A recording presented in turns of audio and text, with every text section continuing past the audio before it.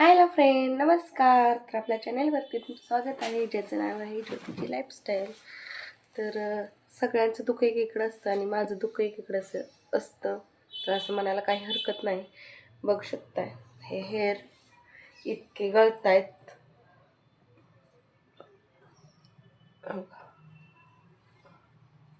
तुम्हाला कदाचित दिसत असतील किंवा नसतील. हे बघा. तर कशामुळे गळत असतील तर चला मी तुम्हाला सांगतेच का गळते ते. कारण दिसत आहेत का नाही काय मला माहीत नाही, पण आता तर नक्कीच दिसतील तुम्हाला माझे हेअर. हे बघा, गळून गळून एवढे साठलेले आहेत. तर याच्यावर काय उपाय असेल तर तुम्ही नक्कीच मला कमेंट करून सांगा.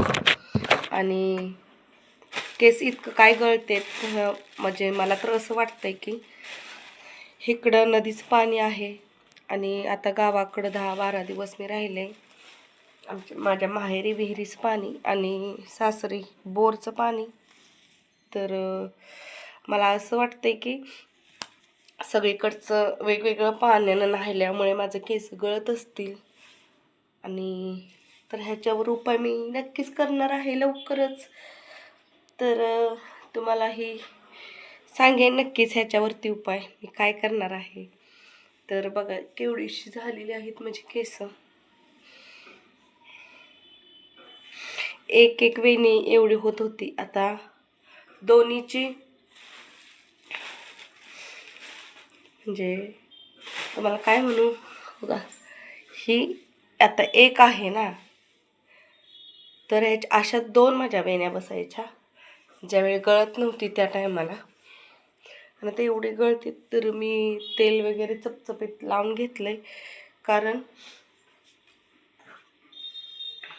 बिना तेलाची केस तर मग जास्तच गळत आहेत, म्हणून काल तेल लावलंय. आणि तब्येत बरी नसल्यामुळे नाहीले पण नाही, कारण असं ते म्हटलं काकवाई म्हटलं तरी चालेल, पण मी काय आज नाहीली नाही. कारण सारखं सारखं न्हावून न्हावून तर पाकच केस चालली होती. त्यासाठी काय आता आणि जर बघा पूर्ण मुळापासूनच येतात खाली. आणि स्पा वगैरे केल्यावर राहतात बरं का, तसं काय हेच नाही, त्यात काही वादच नाही आहे. 2-3 सेटिंग केल्यावर केस गळायचे वगैरे राहतात, पण त्यात असं आहे की आपलं स्वतःला व्यवस्थित जमत नाही करायचा स्पा, कारण त्याची व्यवस्थित म्हणजे मालिश वगैरे असते त्यासाठी.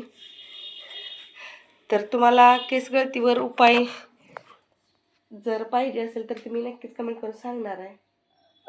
म्हणजे मी तर करणार आहे नक्कीच. तर काही नवीन तुम्हालाही माहीत असेल तर तुम्ही पण नक्की कमेंट करून सांगा. तर ताई हा उपाय आहे तर मी नक्कीच रिप्लाय देईन. तर चला बाय बाय, नक्कीच पुढच्या व्हिडिओमध्ये भेटू. आणि आता मी रेडी पण होते. आता बघा मी वेणी वगैरे पोनी वगैरे घातलेलं आहे आणि मी झालेली आहे रेडी. तर चला आता मुलींचा डबा वगैरे भरूया आणि पटकन स्कूलला जाऊया. तर आज मी काय बनवलं आहे तुम्हाला दाखवतेच. आणि आता फक्त 2 चपात्या बनवल्या त्या, तर म्हणलं स्कूलमधून आल्यानंतर करायला येते, कारण थंडी आहे तर गरमागरम हवंसं वाटतं सर्वांना. त्यासाठी मग म्हटलं तर चला दाखवत मी तुम्हाला मुलींच्या डब्यासाठी मी काय बनवले. ह्याला आम्ही घेवडे शेंग बोलतो, तर तुम्ही काय बोलतात ते पण सांगा. कोण कोण वालाची शेंग सुद्धा बोलतात, दिसत असेल. हे दोघींच्या डब्यात भरलेली आहे. आणि इकडे केलेली आहे दोडक्याची आमटी. ह्या कुकरमध्ये आहे भात, दुसऱ्या कुकरमध्ये आहे घेवड्याची शेंग. आणि तर चला आता दोघींसाठी एक चपाती भरते. आता म्हणजे भातच करत असते बरं का मी दुपारचं, पण आता थंडीमुळे भात काय आपल्याला जास्त खावं वाटत नाही, त्यासाठी मग चपाती बनवली दोघींसाठी एक.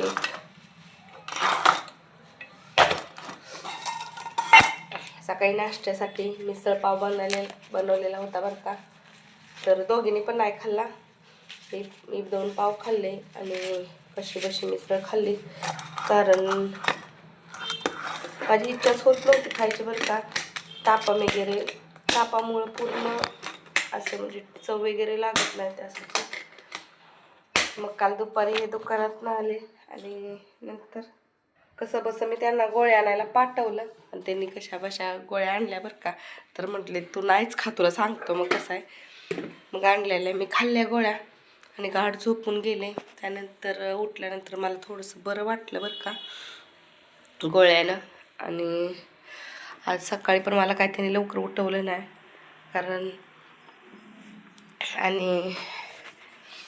कारण म्हणजे म्हणलं दुखतंय तर झोपू दे. त्यासाठी मग नंतर मला कितीला लेटच उठवलं आणि मुली पण लेट उठल्या.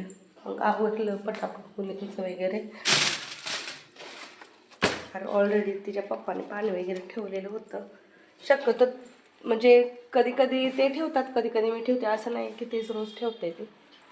आणि मग तोपर्यंत मुलींचं पाणी वगैरे तापलेलं होतं. मग लगेच मी दिलं. काय होतं रोज रोज त्या दोघींची आंघोळीसाठी भांडणं लागते ते बरं का. त्यासाठी मग नंबर लावले तर दोघींचं पण. आज एकीन जायचं, उद्या एकीन जायचं पहिला नंबर. अनुचं कसं असतं लेट उठून तिला पहिला नंबर मारायचा असतो बरं का. त्यासाठी मला समजणं झालंय डब्बा कुठे, म्हणजे लंच बॉक्स सापडणं झालाय धनश्रीचा.